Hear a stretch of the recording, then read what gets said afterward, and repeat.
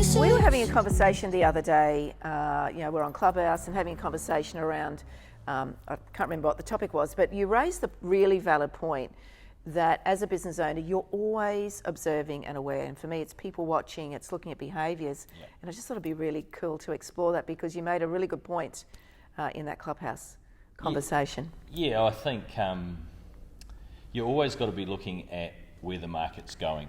And ultimately, I think, what the behaviours are and behind that are driving the change. Like the world is constantly changing. It's changing at a faster pace now, possibly than it ever has.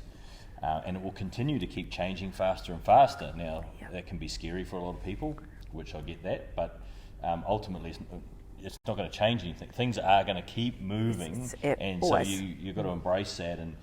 And for me, particularly, having spent the good portion of my life in sales and sales roles, and my income being determined by people's decisions, then I look at what decisions people make, what leads them up to those decisions, and that I just take into my everyday life.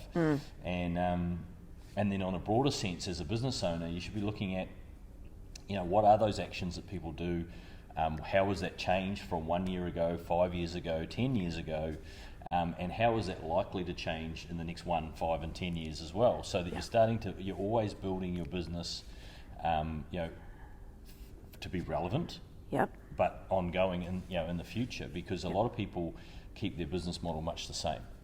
And then, they become irrelevant in their business. So I guess I hear a couple of points there.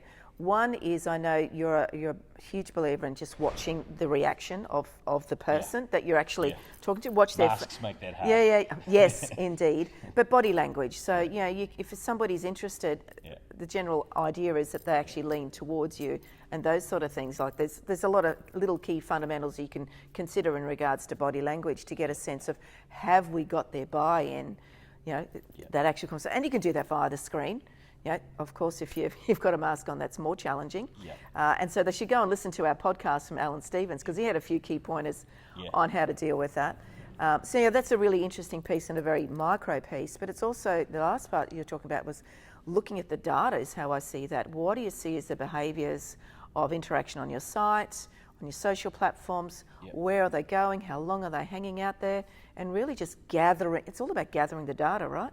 Yeah, so, you can look at people, what they're doing physically, but you can also get a clue as to what they're doing through the data. So that's, a lot of things, that certainly interests me is, buying behaviours. So what are the statistics? What are the statistics around, hey, I've always had an affinity for property, so I've always looked at, what are the drivers, for people with their purchasing decisions, with their renting decisions, and then likewise, more recent, like with e-commerce, looking at sites like Shopify and looking at their statistics around what products are improving, what products are on the decline, how is that change, not just in this moment in time, but Trends. Actually the trend over time.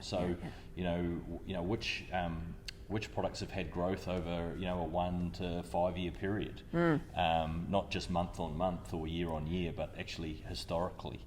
And there's some great places you can go and get that data, right? Like a lot of our banking organisations provide some fabulous reports, business reports, intelligence reports about what they see as trends. So that, go and avail yourselves of those. Reach out to your bank or just search for them.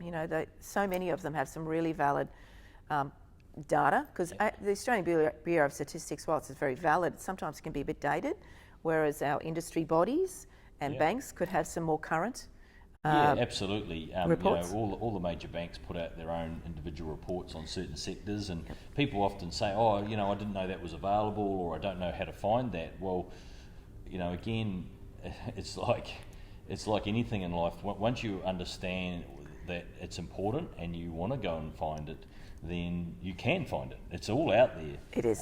You just got to push the time, or make the priority to go, Google search, report on XYZ, or sales statistics on XYZ. Just go and Google search the things that you think might be interesting.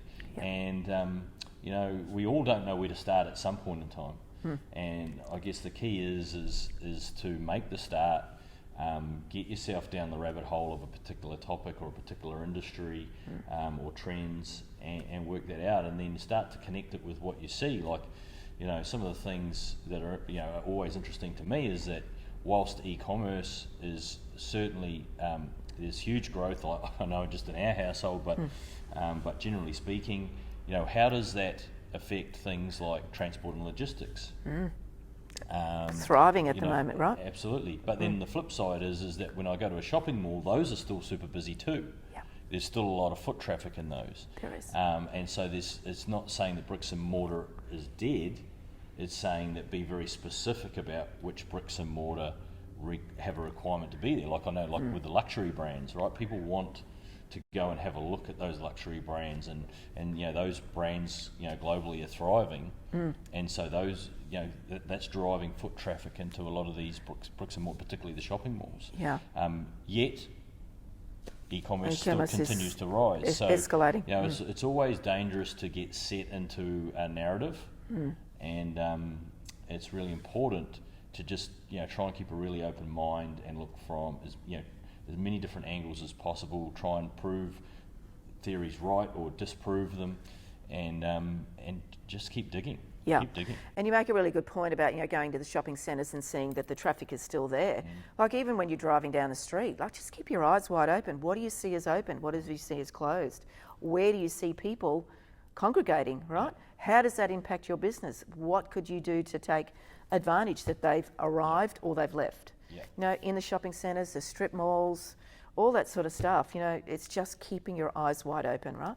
Yeah, no, absolutely. Be open to opportunity, and you know, there's just the great analogy in sport is that the great players are always going to where the ball will be, not where the ball is right now. And as a business owner, that's exactly where you need to have your head at. You need to be where the market is going to, not necessarily worried about where it has been or where it is right this moment. Some percentage of your focus is where it is right now, but by far and away the majority of it is where are they? Where is the market going to?